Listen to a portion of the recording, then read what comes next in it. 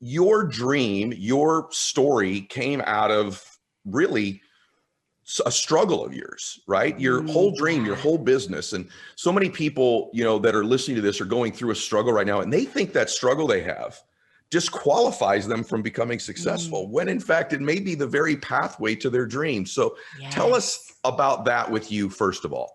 Yes. Oh, I love that. Thank you so much. Yeah, it literally, an entire thing I thought was a big setback in my life, ended up being a setup, right, for one of my biggest dreams coming true. So yeah, I mean, ever since the time I was a little girl, I always watched Oprah, and I thought, oh, I'm going to be a journalist my whole career and tell other people's stories. Like right now, I literally just want to ask you questions, Ed, about you. Like it's what's in me. And so I just I knew that was my dream. And I started working as a journalist and a TV news anchor. And all of a sudden, in my 20s, I got this skin condition called rosacea, which is hereditary. So there's no cure for it. And it started, would get these big bumps that were bright red and feel like sandpaper on my skin.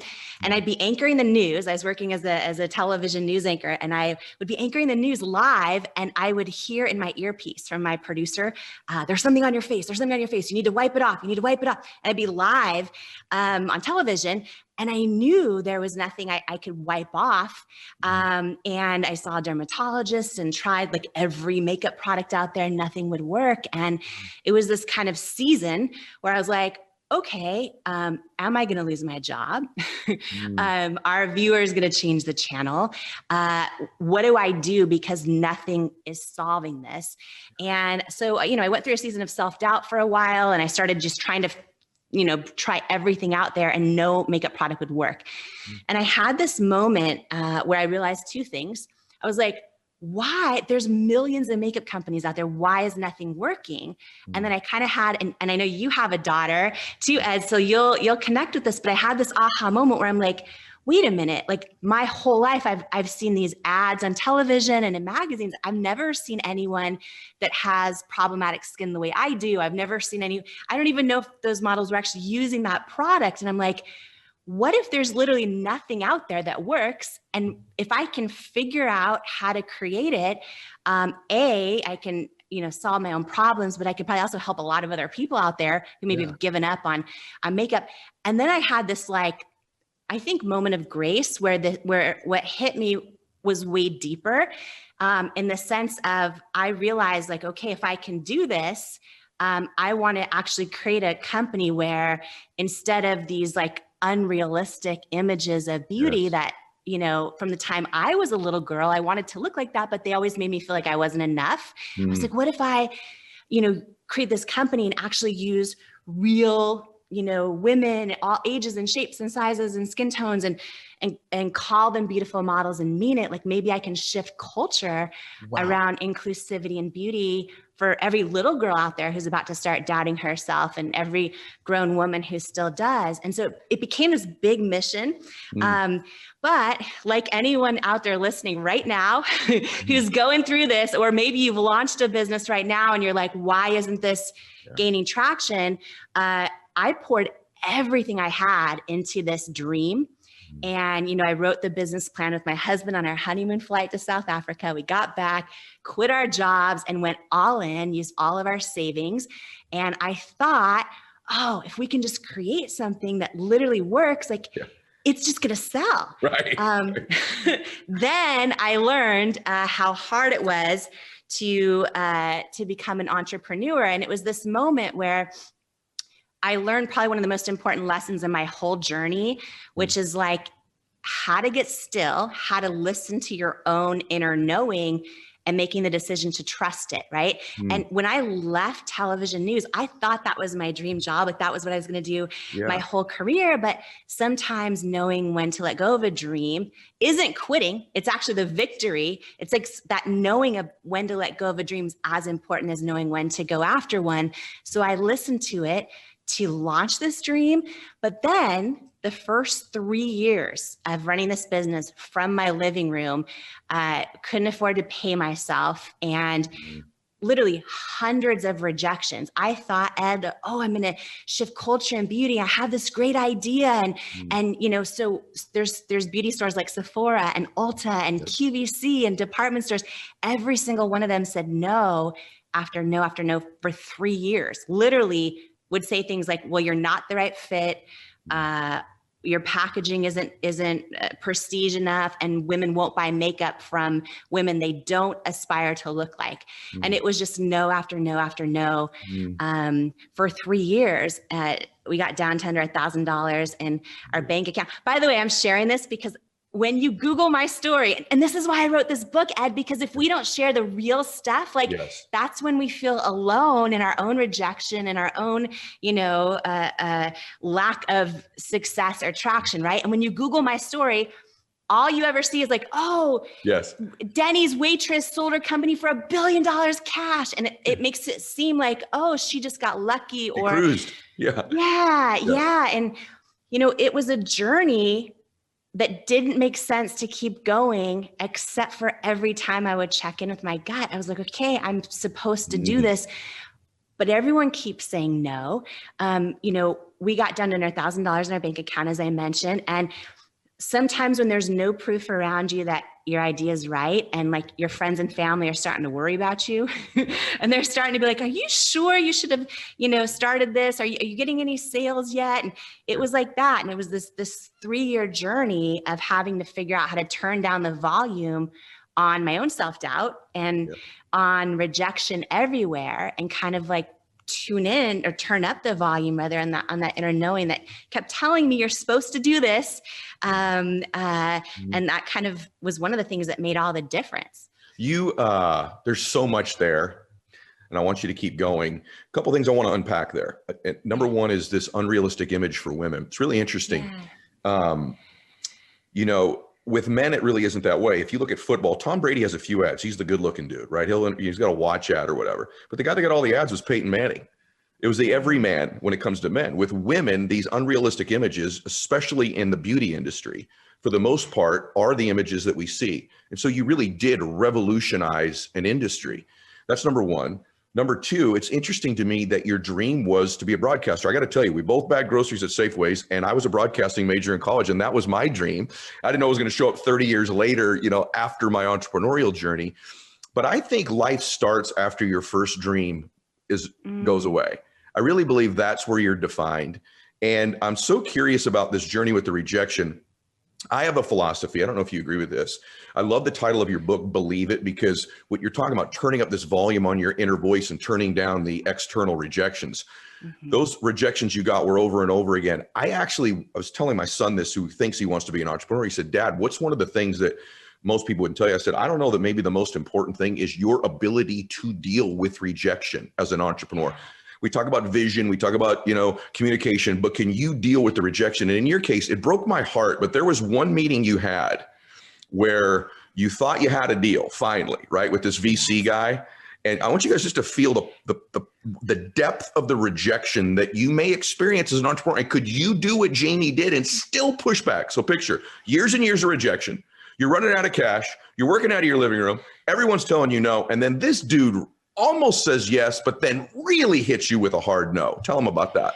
Yeah. And I thought literally he was going to be my saving grace, right? Because again, we were down to no money, and we got interest from a private equity company, and they loved our products. Our product worked, like it really worked. So they loved the product, and they wanted to have meetings. So we started going down that path, and, you know, they were really big. I mean, they are really big. They've invested in a ton of consumer product companies that you and I buy at the grocery store. And, you know, they made a lot of them household names from nothing. And I just thought, oh my gosh, if they invest, A, I'm not going to go bankrupt.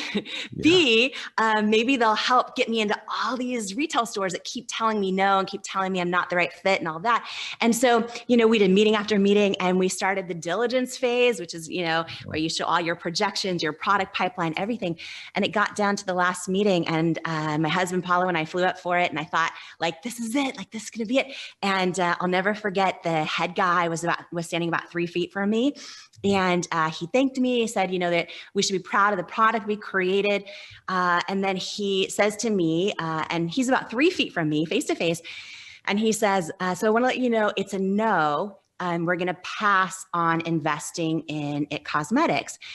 And I said, okay, like I'm used to hearing no at this point, right? And I'm like, all right, well, can you tell me why? Because usually feedback is a gift, usually. And I'm like, can you tell me why? And he's like, do you want me to be really honest? And I said, yeah. And I'll never forget, like, I remember just like him looking at me for a minute, and I remember feeling my heart racing really fast. And then I remember seeing his lips move in slow motion. And he basically said, he did say straight to my face, I just don't think women will buy makeup from someone who looks like you, with your body and your weight. Oh, wow. And I remember it was this moment where for me, it was almost like this lifetime of body doubt and self-doubt kind of like flooded my body, and almost felt like I was staring my own fear straight in the eye, listening to him. And I knew I had to keep my faith bigger than it. But Ed, in that moment, like, it's wild. It hurt. Like, I literally went in my car in the parking lot and cried my eyes out. Those things hurt. But what stands out to me in that moment, and I actually never I didn't get mad at him. I still am not mad at him. Because guess what? The whole reason, that whole why beneath the why on why I was doing this company, like, he literally passed on investing in my company because he had the exact same mindset, right? That everyone else does about what you have to look like, the box you have to fit into to be successful. And he's just as much I don't want to say victim, byproduct maybe of the whole beauty industry too. He's passing on an investment in my company because of my weight. And I remember this moment, but the thing that sticks out to me most is in this moment, I had this feeling, this deep feeling, like, as he's telling me this, that he's wrong. And I had that feeling, but I knew nothing yet that I had done prove that, because I had no sales yet, really. And I also knew, like, proving it would first and foremost hinge on me believing it for myself. And, fast forward. And by the way, in the years after that, like, it's discipline of recognizing when someone else's voice is playing in your head all of a sudden. And I listened to a show you did actually where you scratch it, and right. And that's what I have to do over and over. Like, I'd have to literally get really good at turning down the volume on those things because, and I want to tell you a full circle moment that happened. It was so good. But like, I feel like that, what you just shared about telling your son this advice, right? I feel like that's everything, because I feel like so many people, what ends up happening is everyone else's rejections, right, end up like equating to self-doubt in our own head, our own self-doubt about ourselves. We start to turn the volume up on that to the point where with all of it, with everyone else's opinions, and in my case, the lack of success around me, it can get so loud that we can't even hear our own internal knowing anymore. And I feel like so many people, and then your friends and your family, like, they mean the best, but they're seeing you through their own lens of fear and inexperience, right? And so between all of it, so many people, I feel like, end up literally talking themselves out of their own calling and talking themselves out of their own truth and staying in their comfort zone at like the cost of it chipping away at their soul. We've all done this. And literally missing out on the person they're born to be. Wow. And I feel like and my story is like years and years and years of rejection. But when I look back at the things I did wrong and the things I did right, usually like my biggest mistakes came down to when I actually didn't listen to something I knew in my gut. And I decided to go with something an expert had told me when it didn't feel like quite right. And the biggest successes are when I really listened to that knowing, even when it went against what other people told me. So like, this guy telling me this, had I changed who I was, right, and tried to fit some mold that he said would sell, if that was who I was authentically, then great. But it's not for me, right? And so had I ever conformed to him or any of those retailers that told me change this, change that, and maybe we'll bring you into our store, or L'Oreal that for 3 years of meetings said no and all the things I needed to do differently. Had I listened to most of any of that, especially the parts that didn't align with my gut instinct, I would have never sold my company for over $1 billion. I probably would be out of business. So that's you hear yourself when you say this, Jamie, where you're like, I would have never sold my company for $1 billion. Still, when that comes out of your mouth, is there a part of you like, I sold my company for over $1 billion? Does it still hit you a little bit? On one hand, I still can't process it. On the other hand, you'll understand this when I say this, and you won't judge me for saying this. And I believe actually everyone in your community. Yeah. I believe they're part of your community because they'll understand this too.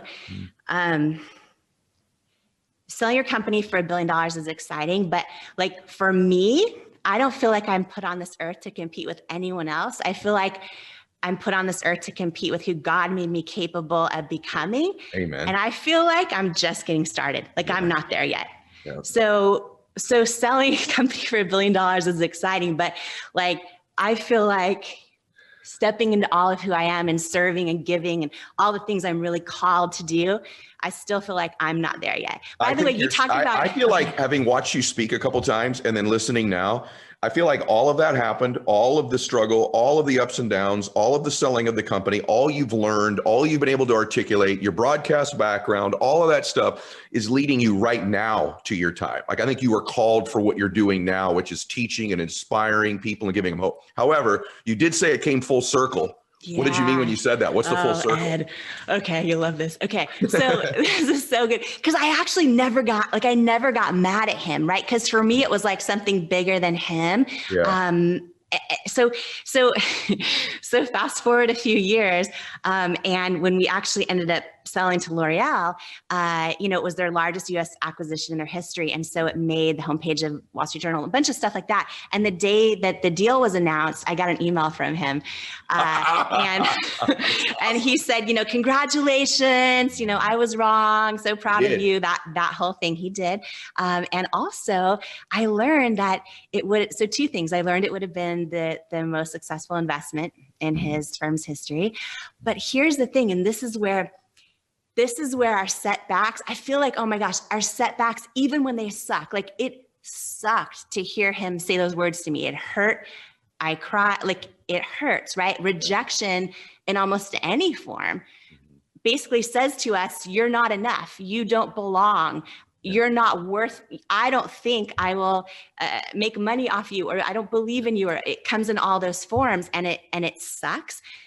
But I really believe, even almost all the time, when I look back at almost all the rejections, I feel like that, like, again, those setbacks really are setups, and sometimes rejection is really like serendipitous grace, wrapped in this package labeled painful rejection. And what I mean by that is, I was so desperate at the time. I think you just posted, I just saw your thing where you're like, scarcity is value. Yeah. So yeah, I had no scarcity back then. I would have given him like any part of my company. We were down to under $1,000 in our bank account. I didn't know how we were going to survive. Had he wanted to invest, had he said yes to us that day, I would probably give him the majority of the company for probably almost no money, just hoping to survive. But because he didn't believe in me, and because we got so much rejection along the way, when we ended up selling to L'Oreal 8 years into the business, I was still the largest shareholder. That's awesome. And so, right? I love this. Serendipitous grace. I may steal that from you. That is beautiful. And you guys have to say something. It's why you want to get this book. It's loaded with information like this. It's loaded with stories like this about believing it. Why do you need to believe it? Let's just unpack this rejection thing, and then we're going to get to a magic moment. The reason that I think your ability to deal with rejection is so important, it's not talked about enough. Let's just be honest. You know why 99.9% of dreams die, everybody? You eventually get too much rejection. So if that's the thing that's going to cause you not to get your dream, 99.9% of the time, it's just there becomes a threshold that people don't take the rejection long enough. So they don't stick around to receive the grace. And so if that is true, if we already know that going in, then why not pre-negotiate in the very beginning what price you're willing to pay? Hopefully it's anything, as long as it's legal, ethical, and moral, so that the 99.9% of the reasons why your dream won't happen, you've already set in your favor if you've just decided you'll take the rejection. That's why it's such a big part. How do you take the rejection? You got to believe it. And that's why this book is so powerful. So we lead to this point, guys. And again, the beautiful thing about Jamie's story is it's her vulnerabilities and her authenticity that made the brand relevant, all the way up to the extreme magic moment. Don't hide your insecurities. Don't hide your blemishes, guys, figuratively and literally in your entrepreneurial journey. Get people wanting to root for you. Your fears and insecurities are what connect you with the marketplace. Ironically, you don't have to hide them. You can work on them, but there's nothing wrong with saying I have them. So finally, somehow, you get this moment on QVC, right? And you are so brilliant in this moment. You ask them, I'll let you tell the story, but to me, it's like, if you don't do this thing, again, maybe it still doesn't hit all the way to the last second, the last moment. It was your vulnerability that connected you with the audience. You've done such amazing things with It Cosmetics. And I know, we've talked a little bit about it this year. We're working on, inspiring people to go after 1 million dreams together, to help each other, all of that. And I think it's so easy to look at somebody like yourself and say, okay, you took something from scratch. Literally, you and your husband, Paulo, started in your living room and you eventually sold it for over $1 billion. It would be easy for people to say, oh my gosh, she probably wanted a cosmetics company when she was 2. Maybe she started when she was 5, right? But that was not necessarily the dream to start with. Tell us a little bit of how this blossomed. Yeah, it wasn't the dream at all. And I get messages every single day, usually on Instagram, saying, did you get lucky? Did you have connections? It's like, no, none of that. And I realize so often we just see the outcomes of things when they're, or the highlight reel. And that's why I'm excited to do your show and also just write this book. Cause I think like sharing the real journey helps everyone else when they're launching their own dream, or maybe they're scared to go after their own dream, helps them feel less alone. So yeah, one thing you've talked about in one of your shows about this idea of sometimes our setbacks become our setups. Yes. That's really what happened to me when I launched this dream in my living room. And just to share a little bit about that, just for anyone in your community listening right now, especially if, like, they're feeling they're in the season of setback or in the midst of a setback, right? That's really how this whole thing started. So I thought I was working in my dream job. And, since I was a little girl, I always would, sit in my living room and watch Oprah. And I always thought like, oh, one day I'm going to share other people's stories with the world. Like I always wanted to do that. And I was working in television news as a news anchor, and thought I was in my dream job. And I started going through a season of setback, what I thought was a big setback. I got a skin condition called rosacea, which my skin is bright, it gets bright red with bumps everywhere. Sometimes it feels like sandpaper. And so I went to the dermatologist and I learned there's no cure for it. And I'd be anchoring the news. I tried all this stuff to try and calm it down.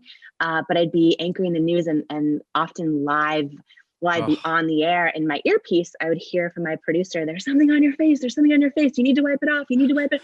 And I knew. Which I'm sure totally helped you to focus and calm down, right? Yeah, absolutely. Yeah. Well, and then it's like when we go through these times, I started this kind of season of self-doubt where I would, like, my inner critic got so loud, and I would be live anchoring the news thinking things like, am I going to get fired? Am I losing our viewers, changing the channel? I went through this whole season, started trying to find any makeup product out there. I never had even an interest in creating a beauty company.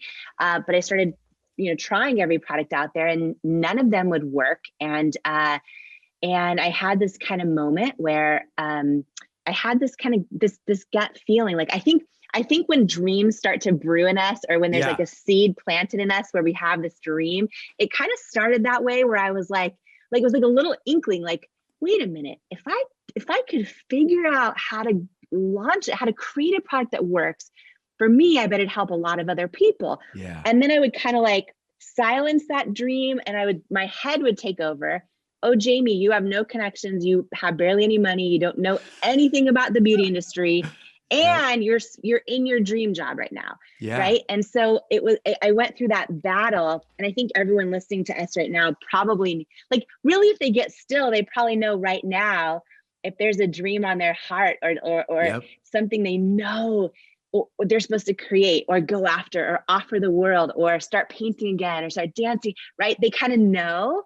But sometimes our head talks ourselves out of our own dreams. Yeah. So We call that moment. essence of a dream, right? Like that, because I think sometimes even the word dream, it feels too heavy, too big. Like people are like, oh, I can't go after that dream, or I don't know all that's there or all that it will take. And it's like, all right, we'll just lean into that essence of the dream. And I love how you gave yourself that permission to first kind of look solutions for yourself, but then to be able to say, what if? What if? And I love too how it seems like very quickly after that, you also started to say, what if we did it differently? Because that was really something you started to do very early on, to be able to say, hey, a lot of the marketing, a lot of the ads around cosmetics don't seem to be all that real or for real women. And I love how that really started to become a mission for you as well. How quickly after getting the essence of the dream and starting to walk it out, was that why of being able to say, all right, this is, I'm doing this for someone else too. How soon did that happen for you? Yeah, I realized in the midst of like, why can't I find anything that works for me? When I started trying to try all these products, I realized, oh, wow, my whole life, I've never seen anyone in the ads that looks like me, that has skin problems, right? You just see Photoshopped ads. And I kind of realized that there was never a product that works for me, but also never a product that even showed people with skin like me. And I want to say something that you said in the very open of our conversation that I think is really powerful, especially for anyone listening. You said, maybe you've never sat at the cool kids club or the cool kids table at school. Right. And I just want to say, for anyone who feels like they don't fit in, or they maybe don't belong, or they're not like everyone else, I really believe, Mitch, that can be your superpower. Because I think, like, I came into this beauty industry and I didn't fit in, and I was not, I didn't realize launching this company how it would be 3 years of being told no from all the retailers. And because everyone sees, oh, wow. Because, today, at this moment that you and I are talking right now, It Cosmetics is the largest luxury makeup company in the country, which is insane. It's because amazing. For 3 years, every beauty retailer said, no, you're not the right fit. Women won't buy makeup from models that look like that. On and on and on. Change your packaging, right? And I think that why we eventually were acquired by L'Oreal for so much money is because we ended up doing something so different that, like, and unique and odd, that didn't fit in, but that people connected with, that it ended up being valuable to them. And I just think so many people listening right now, we're always told often in our lives to fit in and to conform. And sometimes when we fit in, it can actually be a disadvantage in a way, because we start thinking the same. Do you know what I mean? Absolutely. And I don't know. Sorry, that just like came out, because I just think anyone feeling like they don't fit in, I think if you stick to who you are authentically, I really feel like that is when you step into the calling on your life, like, right? And I think, like, it's so tempting for us to, because we all want love, we all want connection, we all want those things. And it's tempting to do it at the price of who we are. Yeah. And when I look back at this journey, about turning a dream into, into something that impacted now millions of lives, I think that there were moments when people told me to change what we were doing, that was never going to work, that if I wanted to get in their stores, I had to do it the way they wanted me to do it. And those are the moments that I think could have stopped this whole thing from happening.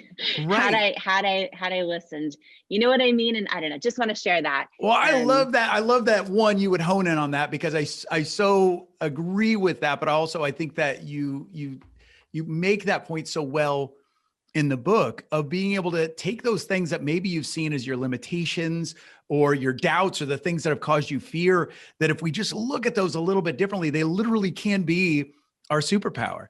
And I agree with you. I think, I mean, especially with the story, and I confessed to you before we hit record that I've not worn your makeup. I'm not an expert on the cosmetic industry, all of those things. But what I love about your story, and the more that I've dug into it, it truly is, obviously you've put together an incredible product, but the way that you've gone about it and doing it differently, which I think in some ways you had to like bolster yourself. You had to push through those no's. Those no's made you even more like, I don't know if it's the right word to say solid, but to be able to say, hey, we are choosing this. We are not doing this by accident. We are not doing this because it's easy.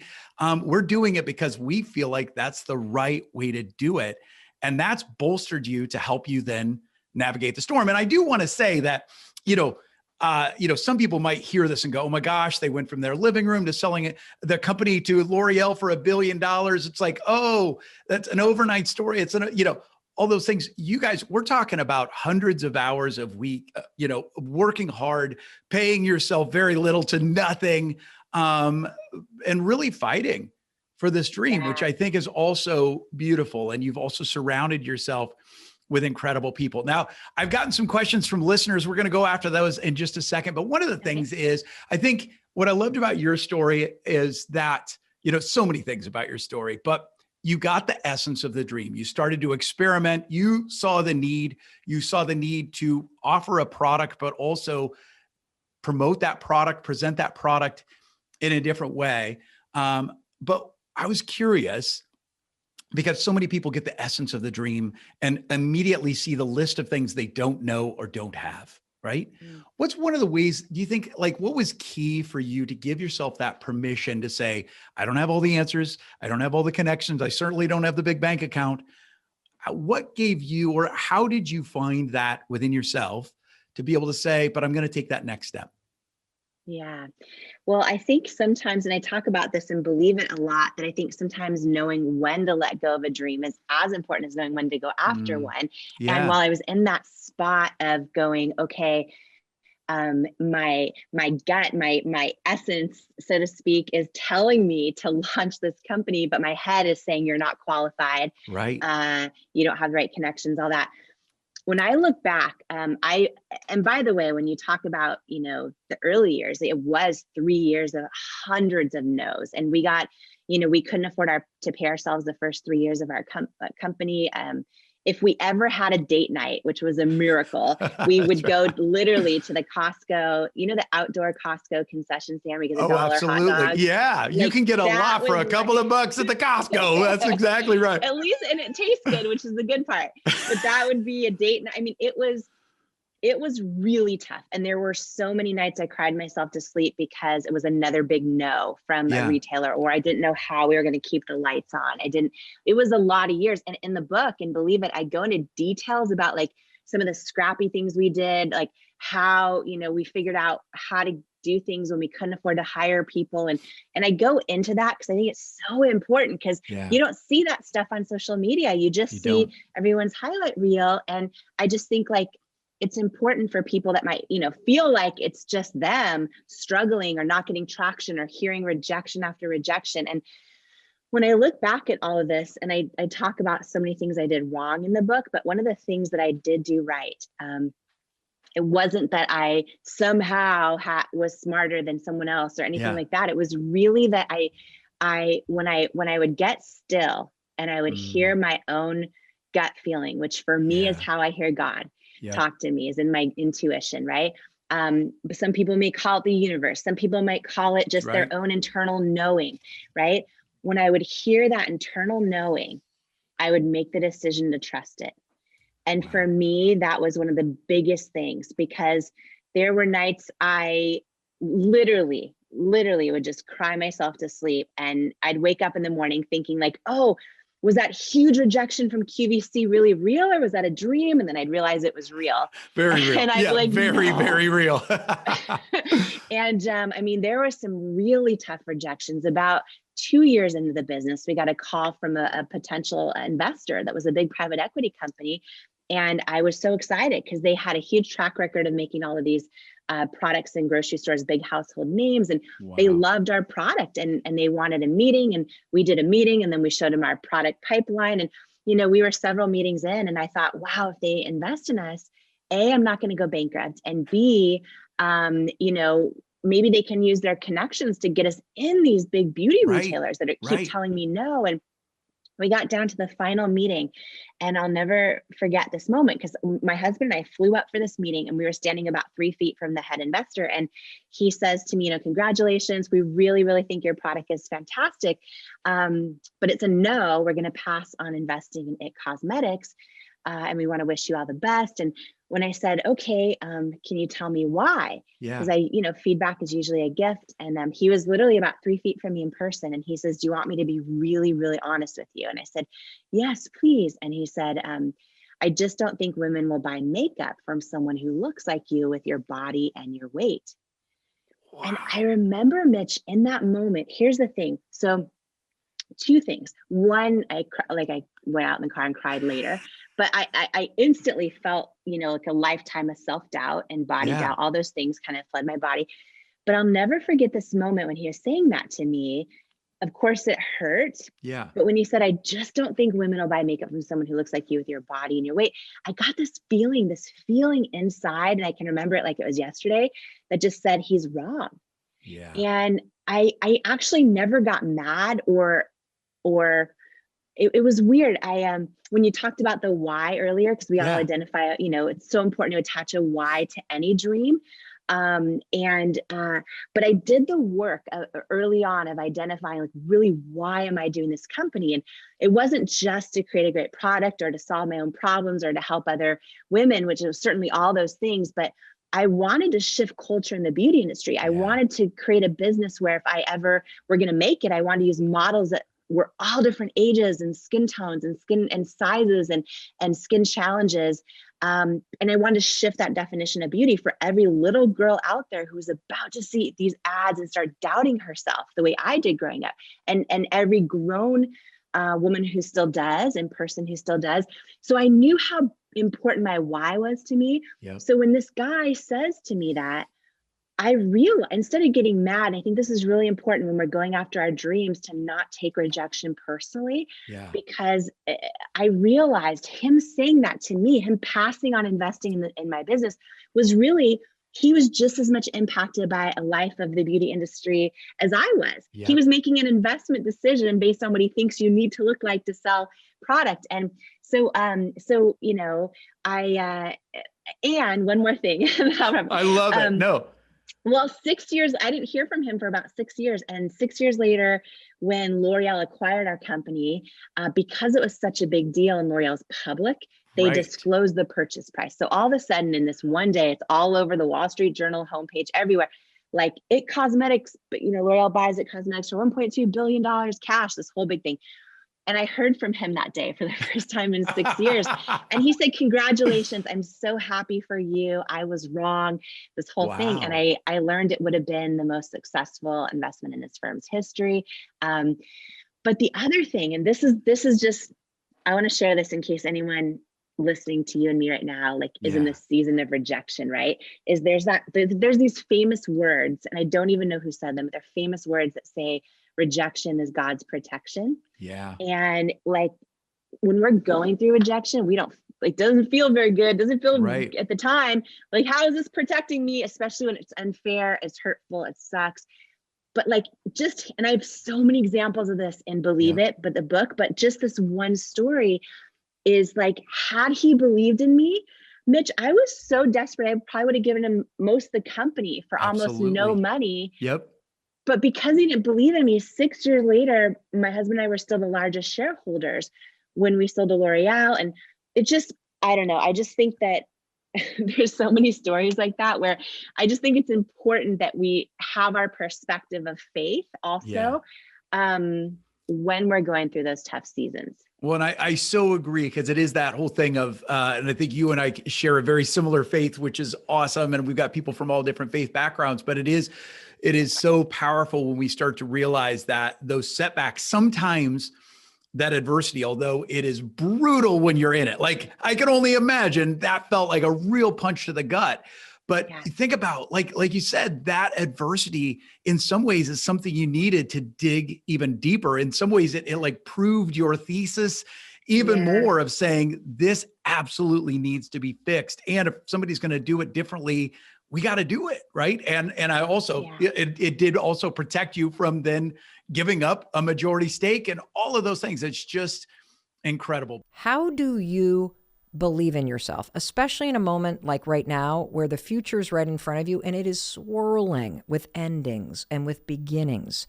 That's always how I feel in the summer, right? Summer is supposed to be this awesome time where we relax, we dial it down. If you're lucky and you can get to the beach, that's fantastic, or a pool.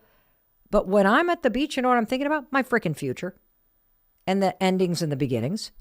And today, I want to throw how you believe in yourself in the middle of all these endings and beginnings.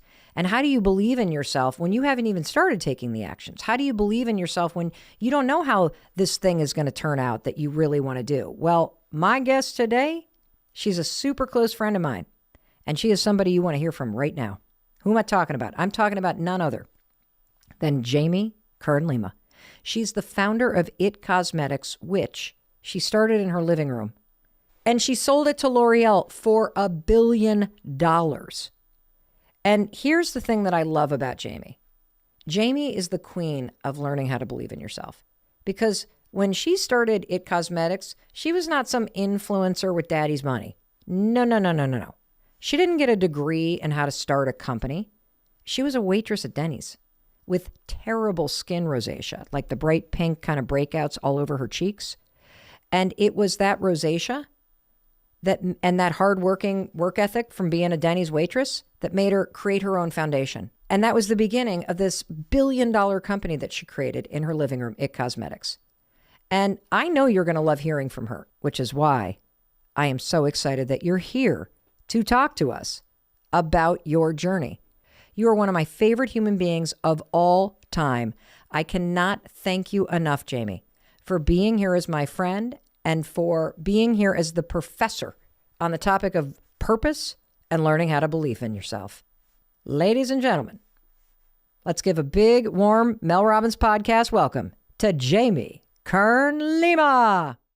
Mel, thank you. Thank you for having me. This is going to be fun and real and raw, and I can't wait. And I hope it just adds so much value to everyone listening. So I'm grateful to be here. Thank you. There's no question, because you have those friends in your life that you don't see very often.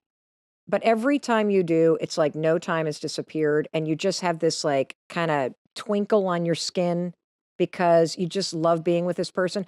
I love you so much, Jamie. I'm actually mad at you that you live so far away from me. So maybe we should just start right there. I love you. Thank you. I feel the very same way. And one of the things I want to share, I know we're going to dive in deep on purpose. By the way, I love Purpose Professor. I'm like, yeah, let's do it. Let's do it. Because it's one of our biggest life questions. How do I find my purpose? But I just want to say, Mel, something really important to me that I didn't want to leave here without saying. You can edit this out if you don't like it, but everybody listening needs to know this.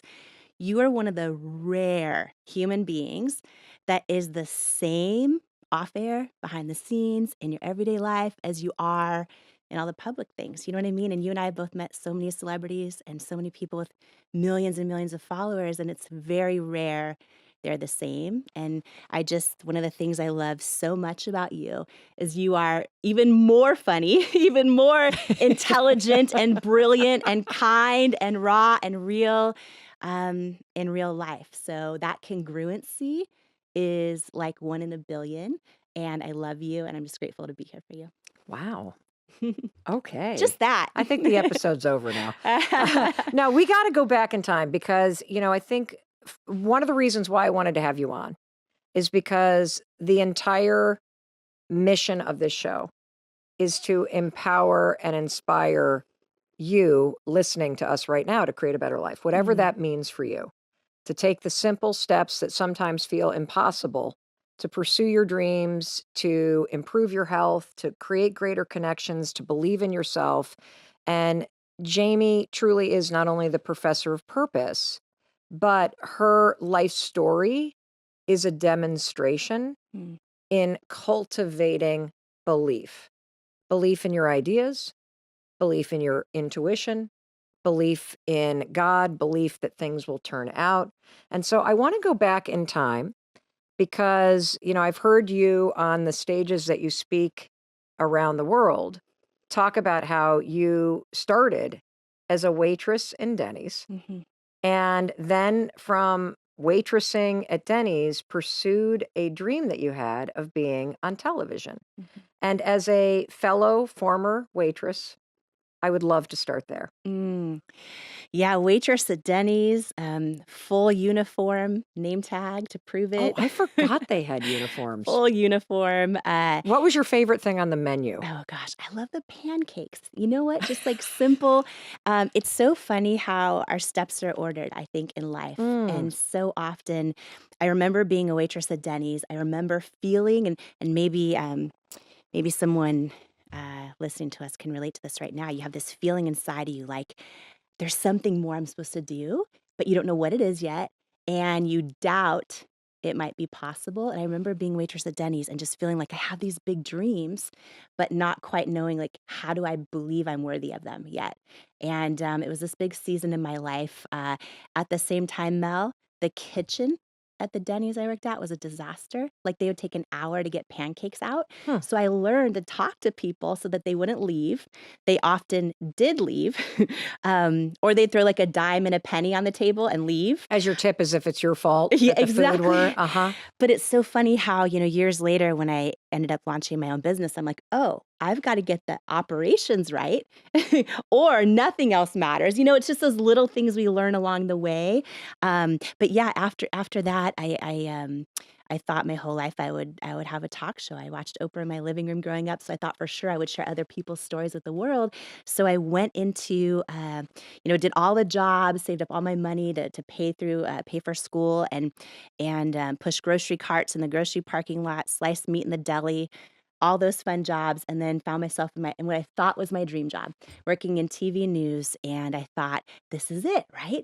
And what I didn't realize was I was about to enter this huge season of setback in my life, of self-doubt.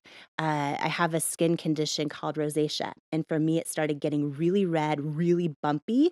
And I would be anchoring the news live, thinking like, okay, this is it, this is it. And I started hearing in my earpiece from my producer, there's something on your face. There's something on your face. You Oh need my to wipe it God. off. You need to. And I was live on television, right? And I would glance down during the commercial break and I saw, oh, the makeup is breaking up on my face and these big red bumps are coming through. And it started this season that felt like setback. But so often in life, the seasons that feel like setbacks are actually setups for what we're called to do. Okay, stop right there. Did you hear that? The seasons of your life that are setbacks are often setups for what you're called to do. I want to just make sure everybody heard that. And I want to take a highlighter and also highlight something that you said about being a waitress at Denny's. And it's this. You said our steps are ordered. Mhm. So can you explain what that means, particularly to somebody who's listening, Yeah. who may feel like, I know I'm meant for something greater. Yes. Why the hell am I at this step? And this does not feel like it is like on the path of where I'm supposed to go. So Mm, what do you mean by the fact that our steps are ordered? yeah. I believe, everything in life Yep. is happening for us, even when it doesn't make sense. Ugh. Can Um, we just, what do you mean happening for us? I So to think, somebody that's like really in it, Jamie, yes. what does that mean? Let me frame it around our topic of purpose, right? Okay. So often people feel empty because they feel like, oh, my purpose needs to be some job. It needs to be my job, or it needs to be this grand thing I haven't figured out yet. But for those of us that have accomplished a goal we always dreamed of, we get to it and we're like, oh, this isn't it, right? It's never, in my opinion, purpose is never this big goal necessarily. Purpose is so often when we're able to serve the person we once were, or serve in a way for something we've gone through. And here's what I mean. I think our purpose can be like, oh, wow, I went through a really freaking hard season in my life. And I now am actually realizing I'm born to be a generational cycle breaker in my family. Mm-hmm.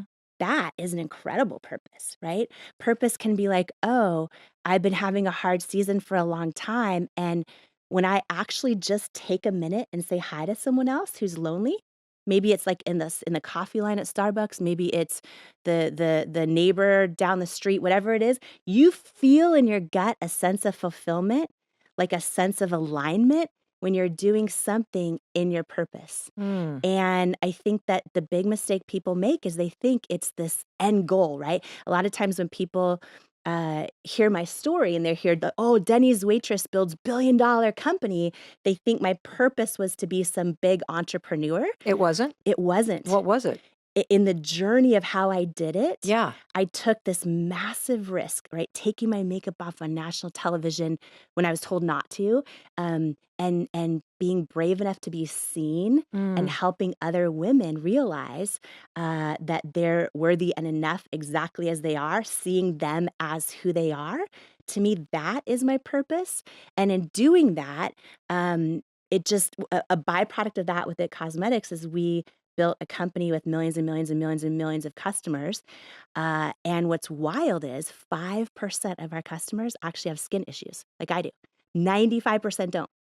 It's just that they felt seen and connected with something that spoke to their soul, right? For me, being willing to say, here I am exactly as I am, no makeup, and, all my skin issues. I think people connected with that feeling of, oh, I'm enough exactly as I am. You know what else I think is a really important part of your story? It is waitressing. Yeah. It's pushing carts in a supermarket. Yeah. It's working in the back house of a restaurant. That's Yes. my story too. Helping my best friend on her paper route, bussing tables. And I think when you work in retail or you work in a service job Yeah. and you feel at times invisible, you start to realize how important it is to treat everybody with respect and kindness. Yes. That there is no work that is beneath you. And when you can bring that level of service to the job that you have right now, even if you hate it, even if people treat you like garbage, even if the back of the house is not getting those pancakes out on time and people are Yes. angry, if you can bring a sense of grace and service and just humility to those roles, I think it changes how you show up when things start working out, because you don't ever forget what it's like to be treated like shit Yes. because somebody was mad that their pancakes weren't out on time. Yes. Yes. And also, you and I have had this experience where we've truly gotten to see and be almost every type of person in every Yeah. type of environment. And so now it's like, whether it's me building a business or you building one of the top shows in the world, one of the top shows in the world, I feel part of that was like, oh, we understand who's listening and watching you right Yes. now. I Yes. understand who real people are who built, who bought my products. And Yeah.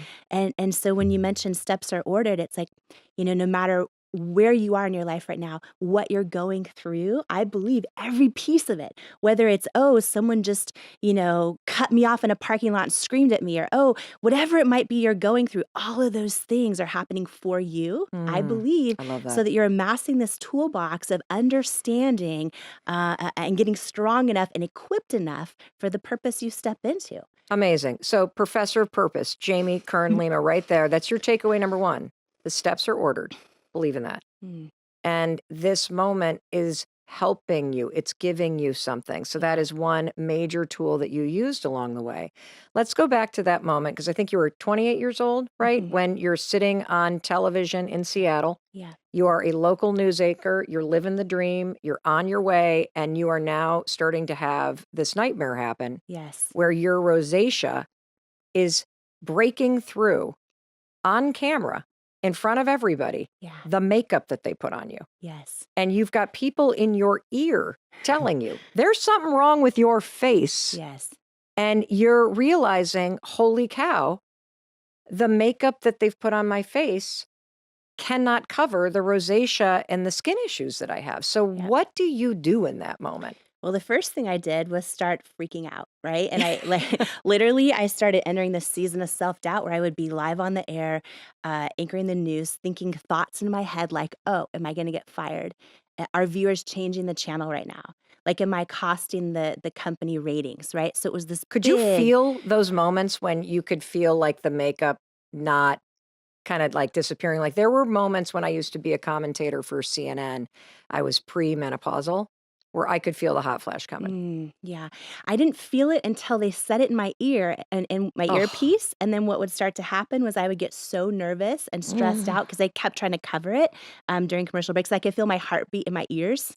So what I remember is like anchoring the news live, and sometimes you have to be happy, tell this happy story, or you're serious telling. And I just remember my heart beating in my ears, hoping people weren't changing the channel. Oh And my and God. it started this thing where I would spend it's funny. I was anchoring the news, and people think when you're doing that, you must have all this money, but you really don't get paid much at all. And I No. took my little paycheck that I had and started spending it on department store makeup, professional artistry makeup, drugstore makeup. I couldn't find anything that worked. And I had this idea one day, like, oh, if I can't find anything that works for me, there's probably a whole lot of other people out there that feel like makeup doesn't work for them. And it was sort of this idea where I was like, if I could figure out how to make something that worked for me, it helped a whole lot of people.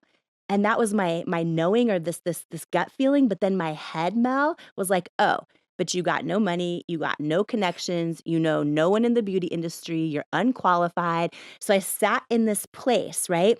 And we're talking about purpose. I had this gut feeling like I was supposed to go for this thing, but then my head was like, oh, but here's all the reasons why you're not qualified to do it. Plus, you're in your dream job, right? And I sat between those two. And it wasn't until I had this big aha moment of why I needed to do it that pushed me over the edge. Okay, so what is the aha moment? Yeah, so I realized one day, I'm like, this makes no sense. There are thousands of makeup companies out there. How does nothing work for me, right? Then I had this moment where I realized I've never seen a model with bright red bumpy skin saying, selling makeup. Like you always see these photoshopped, airbrushed Yeah. models. And I realized, Mel, like, wow, my whole life I've actually loved those beauty commercials, and I love seeing the magazines, and I always aspired to look like them, but deep down inside, they always made me feel like I wasn't enough. And I had this moment. I was literally on the news set when this happened, where I was like, wait a minute. What if it's not just about launching a makeup product? Like what if I could actually figure out how to do it, which I had no idea how, and I had no money. But it's like, what if I could actually launch a product that works for me? And what if I actually put real people as models, like every age, shape, size, skin tone, skin challenge? What if I use them as models, call them beautiful, and mean it for every little kid out there who's about to start doubting themselves, and every grown woman who still does, and that deep source of pain from how I was feeling not enough, and what could I do about it? That, in my opinion, is one of the strongest ways to find your purpose. It's what has just destroyed you or hurt you that you've maybe made it through, Yeah. and how can you now use that making it through to help someone who's going through it? Okay. That's like a mic drop moment from our professor of purpose, Jamie Kern Lima. So again, I like to unpack these things to make Yeah. sure this is I always say this is not just a listening podcast, it's a doing podcast. And I want to make sure nobody's left behind. Yes. And there was billions of dollars worth of wisdom that you just dropped. And so I want to try to unpack it for anybody that is listening to this and you have this sense that you're made for more. Yes. So one of the things that I heard is look in your life and see what problems or frustrations or things that you're struggling with that feel like a setback. And Jamie gave you the example of the rosacea on her skin and her inability to find something that actually could help her solve this issue of being able to cover it up so that she could do her dream job. And that setback is a setup for something new. And then get out of your own sort of selfish or self-loathing or the self-excuses and the self-pity and remind yourself that there are 8 billion people on this planet now. There are other people that are dealing with this. Yeah. And that if you can figure out how to put your energy into making this better for yourself, and you bring other people into the fold with you, you now have something that's worth working on because it helps you and it's going to help other people. And I also want to point something out that Jamie will not tell you, but I sure as hell will. And that is that this was about 14 or 15 years ago. So we're talking 2007, 2008, correct? Mm-hmm. In my opinion, Jamie Kern Lima is the reason why we have this real beauty movement. There always has to be the first person, and she was it. So when you look around the internet and social media and you see people doing naked faces, that was not something people did in 2007. It was all airbrush. It was all perfection. That was the beauty standard. There were no plus size or curvy models. That was not a thing back then. And so you've got a woman who is sitting in Seattle, who has no experience and no money, deciding that she is going to not only figure out how to create a makeup line for people who have issues with their skin, but that she's going to do something nobody has ever done, which is put real, normal people like you and me into her campaigns when she finally gets this figured out. And she's going to show people what her skin actually looks like in order to sell it.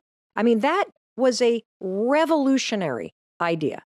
She was the first. And I'm telling you this because you could be the first.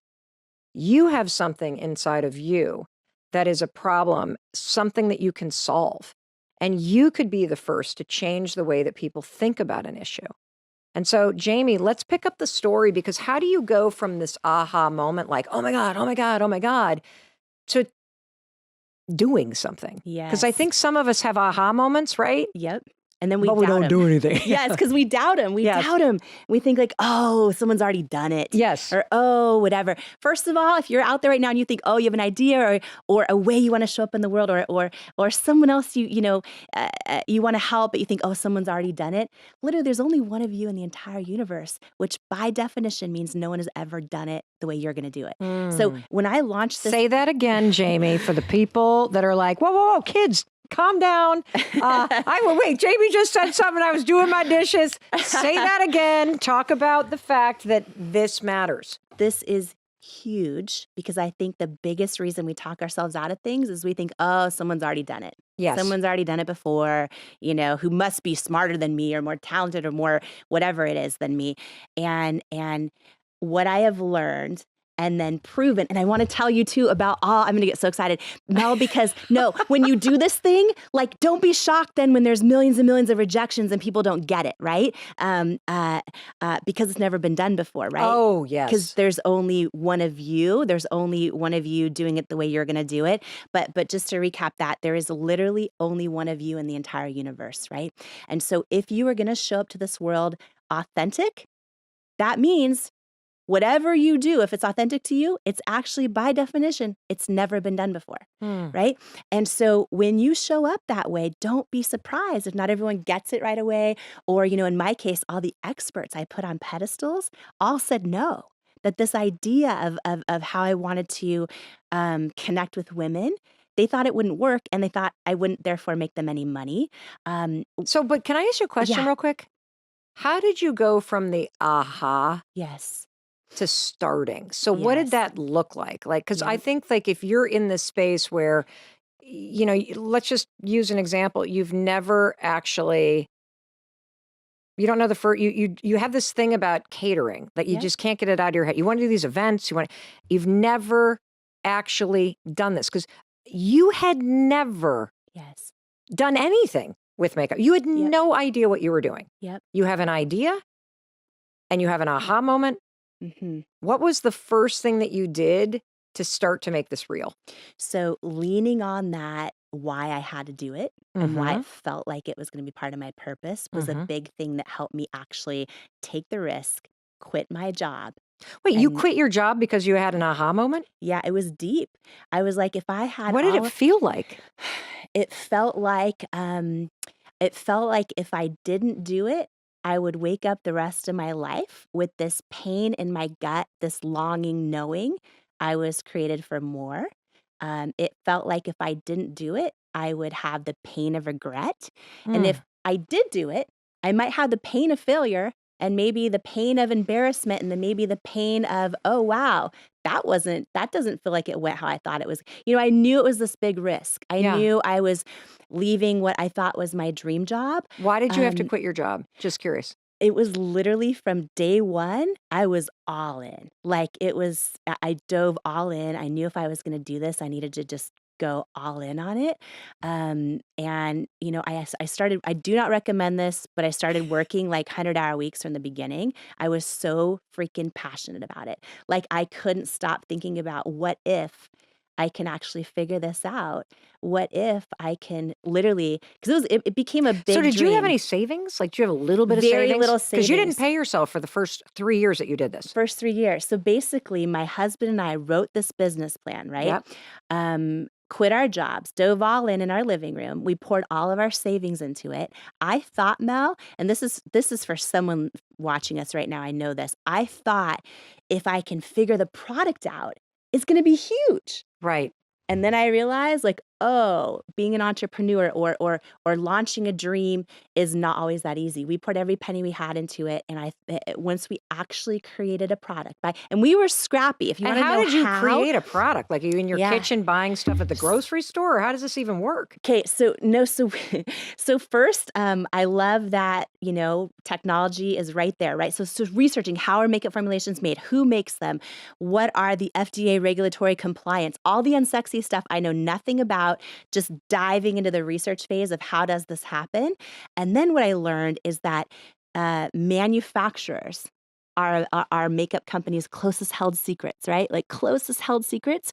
They won't disclose who they work with, but a Hmm. lot of these big manufacturers work with all the top brands that you see or a handful of them. Gotcha. So I started. So are you saying that all of the brands and top brands that you see are basically manufactured by a handful of companies? Yes, Okay, handful of got it. companies, and then some do it in-house as well. Gotcha. So what I did was scrappy. I walked into a Sephora. I wrote down the name of every single brand in there, went home. I had no money, right? Cold call every single brand and saying like, oh, I'm looking for a really great manufacturer. Could you let me know who you manufacture? And then they hang up on me. You know what I mean? One after another, after another, after another. And I got this really small brand in a totally different kind of positioning where the girl who answered said, oh, here's who we use. They're in New York City, blah, blah, blah. So that was my first manufacturer. Reached out to them, had a meeting in person, had no money, poured this idea out to them. They took a risk making me samples.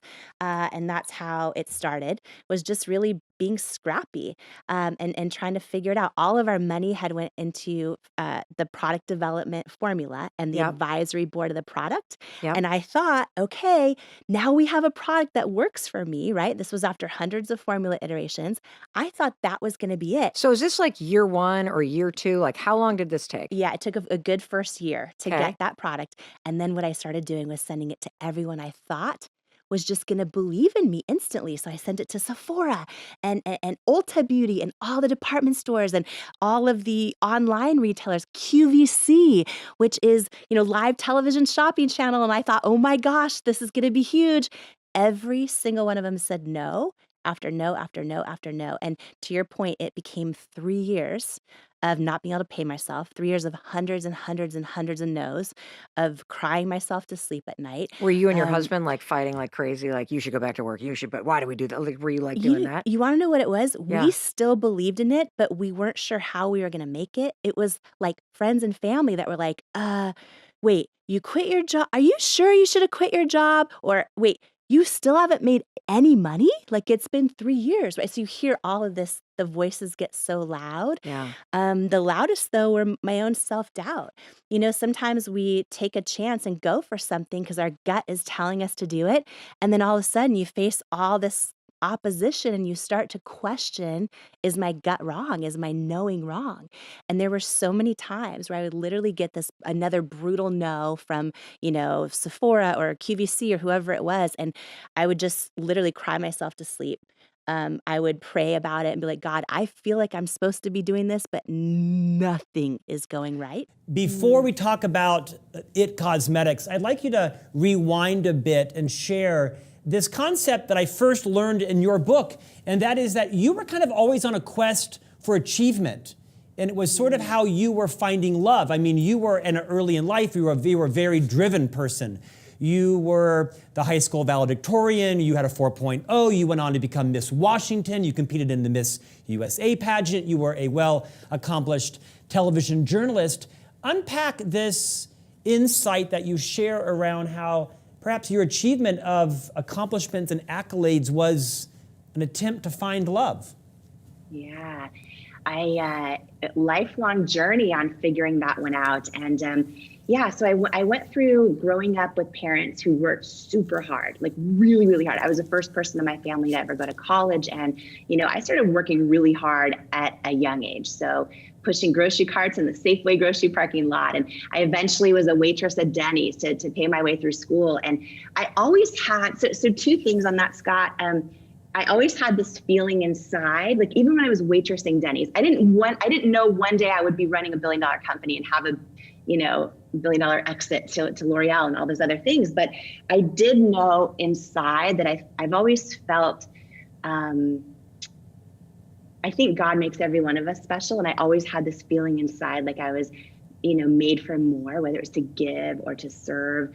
I had something in me to offer the world, but I still doubted myself. And for many years of my life, and actually it's probably, a lot of people think my book is just, how did you build $1 billion company? It's really a book about how do you go from not believing in yourself to believing in yourself, and not trusting yourself to trusting yourself, and hearing your own gut and trusting it. Because I think that's really foundational for leadership, but also whether you want to build an amazing life or an amazing company or an amazing team.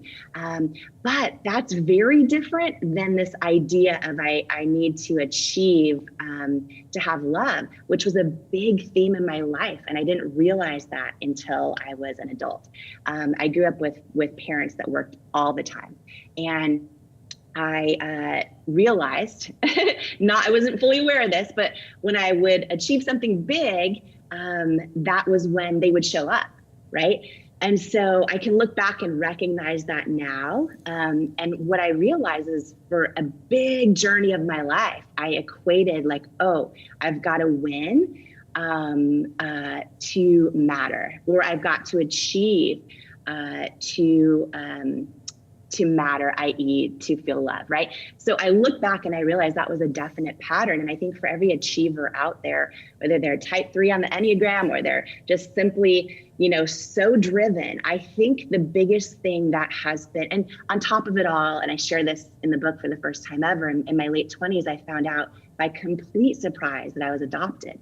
And I went on this multi-year search trying to find my birth mom, and also trying to learn how to forgive and all those things. So anyone who's ever had kind of the rug pulled out from underneath them by someone that they thought they knew or loved or trusted, I talk about that journey of forgiving and healing as well. And, I think that it's been a lifelong journey of trying to understand the need to achieve and how sometimes we can equate that to love, and separating that from I'm enough, right? Separating I'm not enough, I need to achieve to find love, to I'm enough. And this is going to sound, I guess, soft to talk about, but I think this is an issue that impacts as many men and as it does women. I think it's an issue that especially impacts leaders and CEOs, because by nature, they're achievers and by nature, they're driven. And one thing I talk about in this book a lot is coming to the realization that when you are an achiever and you're just trying to get the next thing and the next thing and the next thing, it's never enough. And it never actually brings fulfillment. And until what you're doing is completely bigger than yourself and in service to other people, that's really where joy and fulfillment in life comes in. It's also where joy and fulfillment as a leader comes in. It's where joy and fulfillment for your own teams comes in, right? To go back to like the why beneath the why, I mean, it was so much bigger than ourselves. To shift culture in the whole beauty industry for every little kid who's about to start doubting themselves, and every grown woman who still does, is a very bigger than ourselves why that every person on our team, once we grew and grew and grew, could deeply identify with. So being in service for something greater than ourselves, I believe, is one of the pieces of our secret sauce that allowed us to enter an industry of giants, past all of these people used to say you could never break into the beauty industry because all the department store floor space was controlled by a small number of giants, et cetera, et cetera. And we were able to break in and pass all of them. And I believe a big part of that is because the authentic reason for why we were doing what we were doing was bigger than ourselves. A lot of companies will have a why that's attached to sales, or they think rewarding employees with bonuses and this and that is enough to have retention. But I really believe how we scaled is because the why was so much bigger than ourselves in service. Was a big component of it, and it was authentic, right? And I think the same thing for anyone who's an achiever in life. I think the same thing is true. Is a lot of times people who are achiever based continue to accomplish and achieve and get praise from the outside world because they have what the world tells them success looks like, but they're not fulfilled. And I think that step one is becoming aware of it. Oh, wow, I actually have thought accomplishment or achievement is significance or is love. And being aware of it, being like, that's not true, and we know it's not true because it never feels fulfilling when we achieve another thing, right? And then taking the step beyond to realize like, oh yeah, when I live my life in service of others, when I approach the day with, how can I give? How can I serve? I think it was my friend Brendan Burchard that said, like, when you walk in a room, instead of saying, look at me, you say, I see you, right? When we switch our mindset to that, whether it is in the workplace or in our daily lives, I think that is one of the foundational steps to overcoming that whole achiever thing. And it doesn't mean you're less competitive at all. But it means that your competition shifts. And what I mean by that is I talk a lot in the book about this journey of competition, this journey of how I saw the competitive landscape, this journey of how I made sure I didn't get distracted by what our competition was doing and let it tempt me or my teams to dilute their own secret sauce. And I talk a lot and believe it about realizing, like really realizing this lesson that I believe in every ounce of my being, which is that as individuals, we're not here on this earth to compete with anyone else. We're here to compete with the person God made us capable of becoming, right? And when I think of who God made me capable of becoming, I know I'm nowhere there yet. And I know that person, while I want to give and serve and all that, who he made me capable of becoming kind of has nothing to do with titles or accolades or things I achieve or money in the bank. It's, am I serving at the highest level? Am I using everything that he gave me to live in a life of service that actually makes a difference for other people? And so for me, when we measure our own achievement that way, that's when it becomes fulfilling. And so it's been a big life lesson for me. And I still right now, and I'm sure Scott, you do as well, know so many people that the world tells them every day that what they're doing is successful, but they're not happy. And I think it's because they haven't crossed that threshold from achievement for themselves to none of those things matter. What matters is, am I living a life in service that's greater than myself? Am I using all the gifts and talents that I've been blessed to be born with to live a life in service and make a difference? And that can come at the core of every for-profit company and for-profit leader, as well as, of course, nonprofit and everything else. But that's an internal, like leadership is an internal job first. Jamie, so beautifully said. You sold the company how many years ago? 3 years ago, 3.5. Does that mean that, do you still work for the company? Yeah. So what happened? So I agreed to stay on as the CEO of the company, and there's nothing financially holding me to it, but I gave them my word that I would stay for 3 years, and so so it was pretty cool in the sense of, you know, I started this scrappy business, couldn't afford to pay myself the first 3 years, as I shared, and had to do. Oh my gosh, I share all the crazy stuff in the book about like all the jobs I tried to do myself, and how when I couldn't afford to hire anyone, I was trying to just figure it all out, and all the stuff we did to do that. And so it was wild to then, you know, be acquired by L'Oreal and see inside of this massive company. And it was a really cool experience. I felt underdressed every single day of my life. But it was this kind of like really wild moment where I was just like, wow, you know, when I was waitressing tables at Denny's, I didn't imagine I would be inside of L'Oreal headquarters in Paris. And you know, it was the coolest experience. So I gave them my word I would stay for 3 years. And I kept my CEO title at It Cosmetics. So that meant that I was the first woman in their 100+ year history to hold a CEO title of any brand, which was really fun. And I learned a ton. And in 3 years. How ironic is that? Yeah, you were the only CEO in cosmetics of a beauty brand. That's a woman. That's a woman. Well, I believe, you know, that, what is that saying? Won't be the last. There's going to be a lot more because I mean, for sure. So there should be, you know? Yeah. So are you done there now? Yeah. So we doubled the size of the business in the first 2 years after they bought it, and I ran it for 3 years. And then I just had this knowing. We talk about, and by the way, oh my gosh. Okay. So, you know, when we started doing really, really well is when I started hearing from book agents and producers and stuff about my story. And I always had this feeling like I didn't want to do it unless I knew it would be authentic. And they're like, well, we can have a ghostwriter or whatever.